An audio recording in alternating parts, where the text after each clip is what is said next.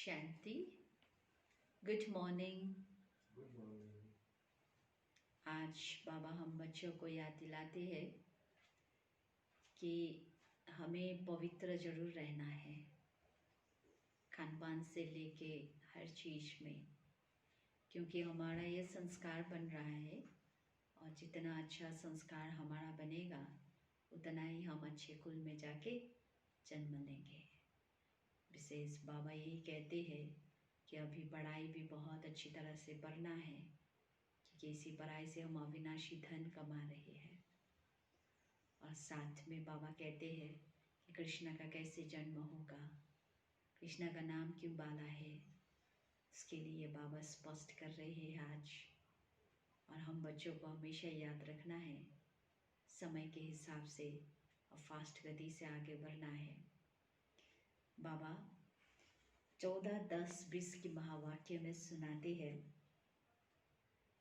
बाबा कहते, मीठे बच्चे, संगम युग पर ही तुम्हें आत्म अभिमानी बनने की मेहनत करनी पड़ती। सतयुग अथवा कलयुग में यह मेहनत होती नहीं। प्रश्न है, श्री कृष्ण का नाम उनके माँ बाप से भी अधिक बाला है, क्यों? उत्तर, क्योंकि श्री कृष्ण से पहले जिनका भी जन्म होता है वो जन्म योग बल से नहीं होता। कृष्ण के माँ बाप ने कोई योग बल से जन्म नहीं लिया है। दूसरा, पूरी कर्मातीत अवस्था वाले राधे कृष्ण ही है, वही सदगति को पाते हैं। जब सब पाप आत्माएं खत्म हो जाती है तब गुलगुल यानी पावन नई दुनिया में श्री कृष्ण का जन्म होता है, उसे ही बैकुंठ कहा जाता है।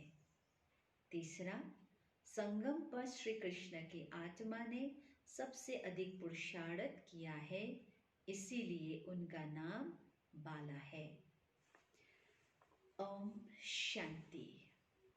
बाबा कहते, मीठे मीठे रूहानी बच्चों को रूहानी बाप बैठ समझाते हैं।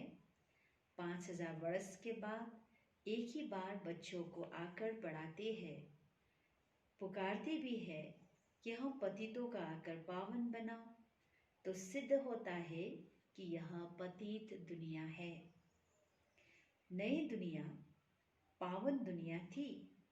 नया मकान खूबसूरत होता है, पुराना जैसे टूटा फूटा हो जाता है, बरसात में गिर पड़ता है। अभी तुम बच्चे जानते हो बाप आया है नई दुनिया बनाने। अभी पढ़ा रहे हैं, फिर 5000 वर्ष के बाद पढ़ाएंगे। ऐसे कभी कोई साधु संत आदि अपने फॉलोअर्स को नहीं पढ़ाएंगे।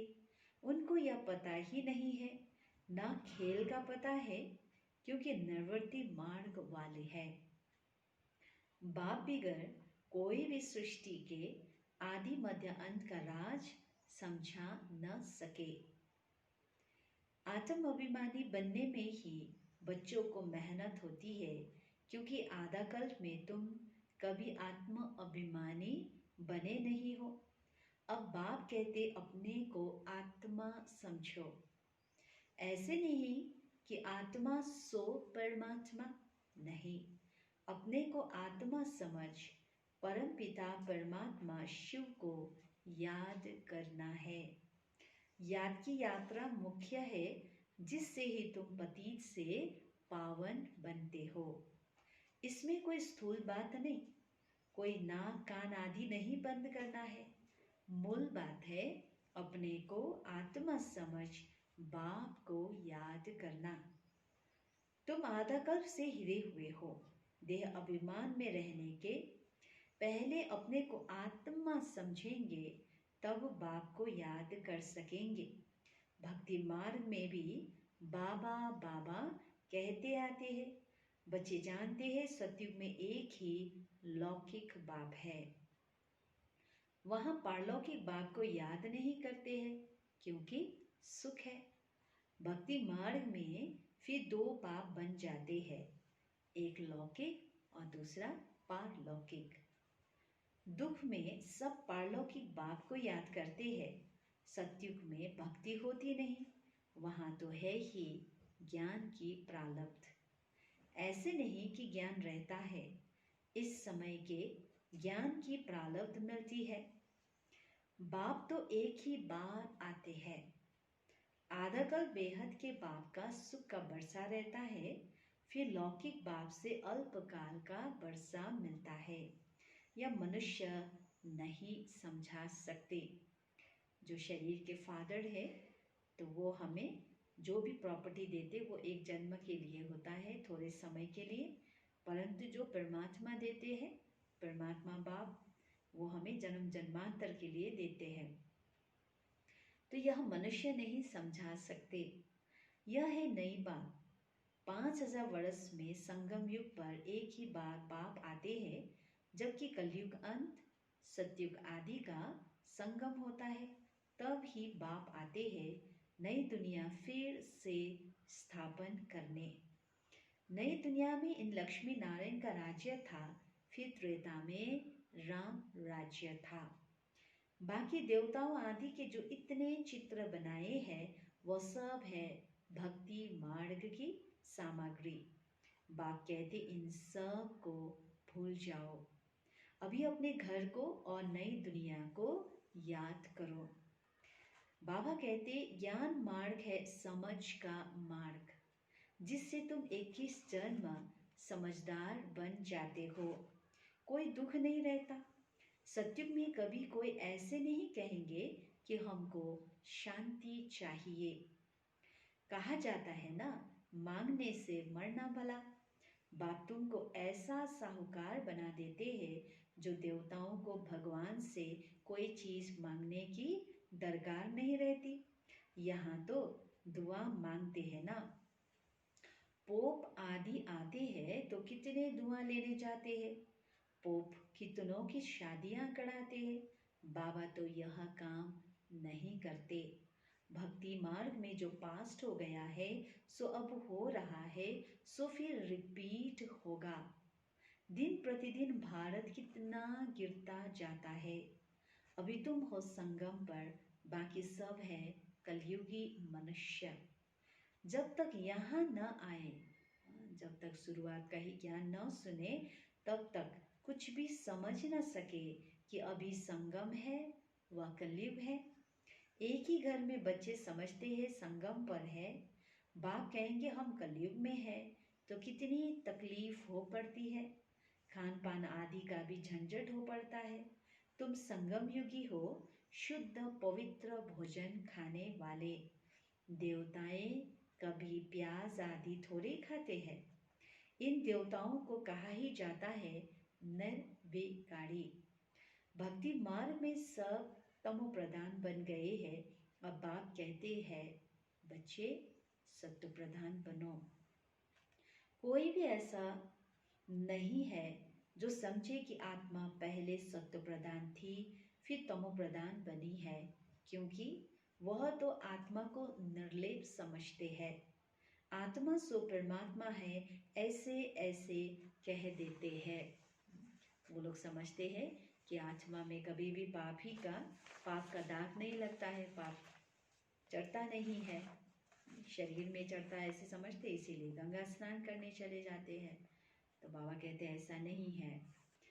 बाप कहते हैं ज्ञान सागर मैं ही हूँ।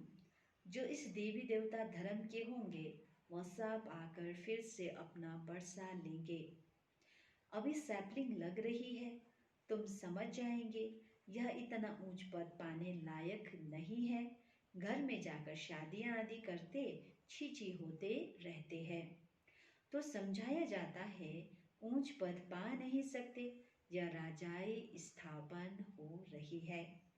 बाप कहते हैं मैं तुमको राजाओं का राजा बनाता हूँ तो प्रजा जरूर बनानी पड़े, नहीं तो राज्य कैसे पाएंगे। यह गीता के अक्षर है ना, इनको कहा ही जाता है गीता का युग। तुम राजयोग सीख रहे हो, जानते हो आदि सनातन देवी देवता धर्म का फाउंडेशन लग रहा है। सूर्यवंशी चंद्रवंशी दोनों राजाई स्थापन हो रही है। ब्राह्मण कुल स्थापन हो चुका है। ब्राह्मण ही फिर सूर्यवंशी चंद्रवंशी बनते हैं। जो अच्छी रीति मेहनत करेंगे वह सूर्यवंशी बनेंगे। और धर्म वाले जो आते हैं वह आते ही है अपने धर्म की स्थापना करने। तो बाबा कहते पीछे उस धर्म की आत्माएं आती रहती है, धर्म की वृद्धि होती जाती है। समझो कोई क्रिश्चियन है तो उन्होंने बीज रूप क्राइस्ट ठहरा। तुम्हारा बीज रूप कौन है? बाप, निराकार परमात्मा। क्योंकि बाप ही आकर स्वर्ग की स्थापना करते हैं ब्रह्मा द्वारा। ब्रह्मा को ही प्रजापिता कहा जाता है, रचता नहीं कहेंगे। इन द्वारा बच्चे अडॉप्ट किए जाते हैं। ब्रह्मा को भी तो क्रिएट करते हैं ना। बाप आकर प्रवेश कर यह रचते हैं। शिव बाबा कहते तुम मेरे बच्चे हो। ब्रह्मा भी कहते तुम मेरे साकारी बच्चे हो। अभी तुम काले छिची बन गए हो, अब फिर ब्राह्मण बने हो। इस संगम पर ही तुम पुरुषोत्तम देवी देवता बनने की मेहनत करते हो। देवताओं को और शूद्रों को कोई मेहनत नहीं करनी पड़ती। तुम ब्राह्मणों को मेहनत करनी पड़ती है। किस लिए? देवता बनने के लिए। बाप आते ही है संगम पर। यह बहुत छोटा युग, इसीलिए इनको लिप युग कहा जाता है। इनको कोई जानते नहीं। बाप को भी मेहनत लगती है। ऐसे नहीं कि झट से नई दुनिया बन जाती है। तुमको देवता बनने में टाइम लगता है। अब कितने छीछी हो गए, अपवित्र हो गया है, अब उस काला आत्मा को फिर एकदम से घोड़ा बनने में टाइम लगता है। जो अच्छे कर्म करते हैं तो अच्छे कुल में जन्म लेते हैं। अभी तुम नंबरवार पुरुषार्थ अनुसार गुल गुल बन रहे हो। आत्मा ही बनती है। अभी तुम्हारी आत्मा अच्छे कर्म सीख रही है। आत्मा ही अच्छे व बुरे संस्कार ले जाती है। अभी तुम गुलगुल यानी फूल बन अच्छे घर में जन्म लेते रहेंगे। यहाँ जो अच्छा पुरुषार्थ करते हैं तो जरूर अच्छे कुल में जन्म लेते होंगे। नंबरवार तो है ना। जैसे जैसे कर्म करते हैं ऐसा जन्म लेते हैं। जब बुरे कर्म करने वाले बिल्कुल खत्म हो जाते हैं फिर स्वर्ग स्थापन हो जाता है छांट छूट होकर। तमो प्रधान जो भी है वह खत्म हो जाते हैं। फिर नए देवताओं का आना शुरू होता है। जब भ्रष्टाचारी सब खत्म हो जाते हैं तब कृष्ण का जन्म होता है। तब तक बदली सदली होती रहती है। जब कोई छीची नहीं रहेगा तब कृष्ण आएगा। तब तक तुम आते जाते रहेंगे। कृष्ण को रिसीव करने वाले माँ बाप भी पहले से चाहिए ना। फिर सब अच्छे अच्छे रहेंगे, बाकी चले जाएंगे, तभी उसको स्वर्ग कहा जाएगा। बाबा कहते तुम कृष्ण को रिसीव करने वाले रहेंगे। भल तुम्हारा छीची जन्म होगा क्योंकि रावण राज्य है ना। ये शरीर कैसे जन्म लिया ना, बाबा ने कहा ये छीची जन्म है, परंतु शुद्ध जन्म तो हो न सके। गुलगुल यानी पवित्र जन्म कृष्ण का ही पहले पहले होता है। उसके बाद नई दुनिया बैकुंठ कहा जाता है। कृष्ण बिल्कुल गुलगुल नई दुनिया में आएंगे। रावण संप्रदाय बिल्कुल खत्म हो जाएगी। कृष्ण का नाम उनके माँ बाप से भी बहुत बाला है। कृष्ण के माँ बाप का नाम इतना बाला नहीं है। कृष्ण से पहले जिनका जन्म होता है वो योग बल से जन्म नहीं कहेंगे। ऐसे नहीं कृष्ण के माँ बाप ने योग बल से जन्म लिया है, नहीं। अगर ऐसा होता तो उन्हों का भी नाम बाला होता। तो सिद्ध होता है उनके माँ बाप ने इतना पुरुषार्थ नहीं किया है जितना कृष्ण ने किया है। यह सब बातें आगे चल तुम समझते जाएंगे। पूरी कर्मातीत अवस्था वाले राधे कृष्ण ही है। वही सदगति में आते हैं। पाप आत्माएं सब खत्म हो जाती है तब उन्हों का जन्म होता है। फिर कहेंगे पावन दुनिया इसलिए कृष्णा का नाम बाला है।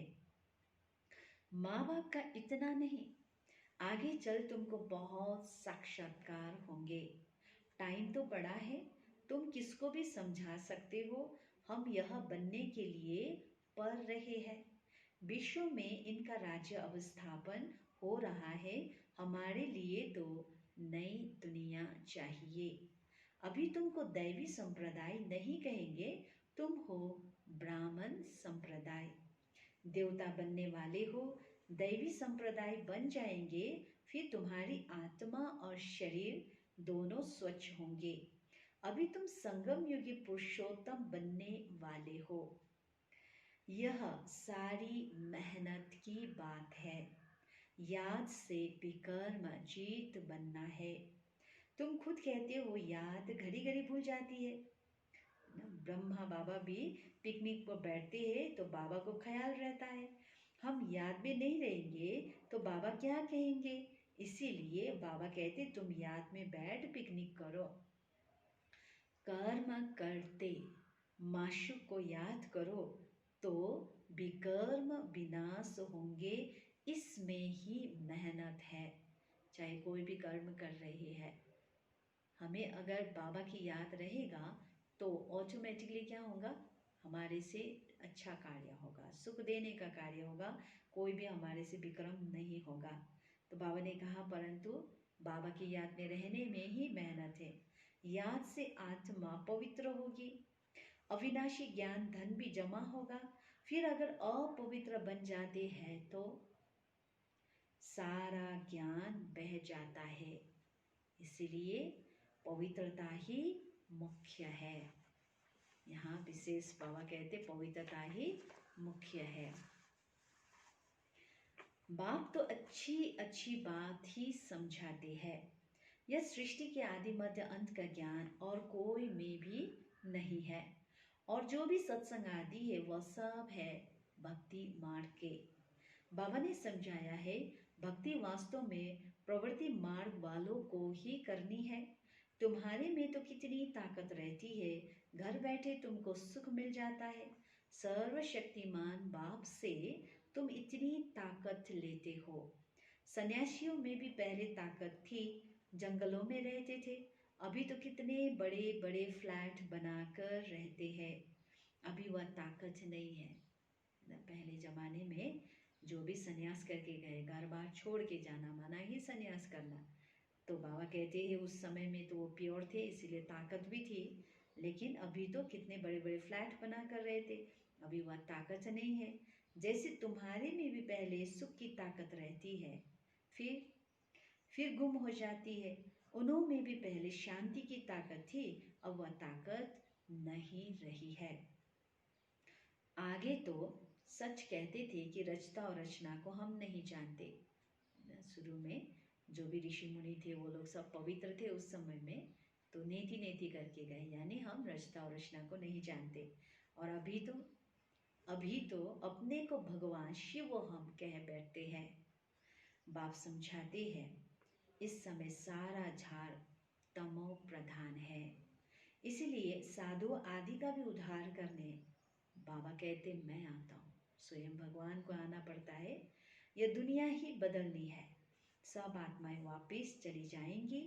एक भी नहीं जिसको यह पता हो कि हमारी आत्मा में अविनाशी पाठ भरा हुआ है जो फिर से रिपीट करेंगे। आत्मा इतनी छोटी है, इनमें अविनाशी पाठ भरा है जो कभी विनाश नहीं होता। इसमें बुद्धि बड़ी अच्छी पवित्र चाहिए। वह तब होगी जब याद की यात्रा में मस्त रहेंगे। मेहनत सिवाय पद थोड़े मिलेगा। इसीलिए गाया जाता है चढ़े तो चाखे बैकुंठ रस और गिरे तो चकनाचूर। कहाँ ऊंचते ऊंच राजाओं का राजा डबल सिरताज और कहाँ प्रजा। आज स्वयं भगवान पढ़ा लिखा के मनुष्य से देवता यानी डबल सिरताज बना रहे हैं, है ना। तो विशेष बाबा कहते राजाओं का राजा बनाने बाबा आए हैं। अगर कोई इसको अच्छी तरह से धारण कर ले, है ना, ज्ञान और योग में पक्का रहे, तो फिर क्या बन सकते हैं, डबल सिरताज राजा। लेकिन अगर फिर फिसल गए तो बाबा ने कहा चकनाचूर हो जाएगा, माना प्रजा में चले जाएंगे। पढ़ाने वाला तो एक ही है ना, चाहे दादियाँ हो चाहे अभी नए हो, सभी को पढ़ाने वाला तो एक ही है। सारे विश्व के अंदर किसी भी कंट्रीज में चले जाए, एक ही मुरली पढ़ते हैं। ये 4 पेज की मुरली के द्वारा ही कोई राजा बन रहे हैं और फिर कोई इसको ही इग्नोर करते हैं तो फिर प्रजा में चले जाते हैं। इसमें समझ बड़ी अच्छी चाहिए। भगवान किसी को दुख नहीं देता है। ऐसा नहीं कि भगवान आपने क्यों किसी को धनवान बनाया, किसी को गरीब बनाया, तो ये गलत है। भगवान ने नहीं किया, लेकिन हम अपने कर्मों से ऐसे बनते हैं। तो बाबा जब चांस दे रहे सभी को प्रिंस प्रिंसेस बन सकते हैं, कह रहे हैं, तो हमें पुरुषार्थ करना है। अगर नहीं करते हैं तो फिर क्या होगा, प्रजा में चले जाएंगे, अपने ही कर्मों से प्रजा में चले जाएंगे। इसीलिए बाबा कहते हैं इसमें समझ बड़ी अच्छी चाहिए। बाबा बार बार समझाते हैं, याद की यात्रा है मुख्य। बाबा कहते मैं तुमको पढ़ाकर विश्व का मालिक बनाता हूँ, तो टीचर गुरु भी होगा। बाप तो है ही टीचर का टीचर, बापों का बाप। यह तो तुम बच्चे जानते हो, हमारा बाबा बहुत प्यारा है। ऐसे बाप को तो बहुत याद करना है, प्यार से भी। पढ़ना भी पूरा है। बाप को याद नहीं करेंगे तो पाप नष्ट नहीं होंगे, बाप सभी आत्माओं के साथ ले जाएंगे। बाकी शरीर सब खत्म हो जाएंगे, आत्माएं अपने अपने धर्म के सेक्शन में जाकर निवास करती है। अच्छा, मीठे मीठे सिकिलदे बच्चों प्रति माता पिता बाप दादा का याद प्यार और गुड मॉर्निंग। रूहानी बाप के रूहानी बच्चों को नमस्ते। हम रूहानी बच्चों की रूहानी बाप दादा को याद प्यार गुड मॉर्निंग और नमस्ते नमस्ते नमस्ते। धारणा के लिए मुख्य सार एक है, बुद्धि को पवित्र बनाने के लिए याद की यात्रा में मस्त रहना है। कर्म करते भी एक माशूक याद रहे, तब विकर्मजीत बनेंगे। दूसरा, इस छोटे से युग में मनुष्य से देवता बनने की मेहनत करनी है। अच्छे कर्मों के अनुसार अच्छे संस्कारों को धारण कर अच्छे कुल में जाना है। आज का वरदान है, जहाँ के नूरबन भक्तों को नजर से निहाल करने वाले दर्शनीय मूर्त भव। सारा विश्व आप जहाँ के आंखों की दृष्टि लेने के इंतजार में है। जब आप जहाँ के नूर अपने संपूर्ण स्टेज तक पहुँचेंगे, अर्थात संपूर्णता की आंख खोलेंगे, तब सेकंड में विश्व परिवर्तन होगा। फिर आप दर्शनीय मूर्त आत्माएं अपनी नज़र से भक्त आत्माओं को निहाल कर सकेंगी। नज़र से निहाल होने वालों की लंबी क्यू है, इसीलिए संपूर्णता की आंख खुली रहे। आंखों का मलना और संकल्पों का गुटका व जुटका खाना बंद करो, तब दर्शनीय मूर्त बन जाएंगे।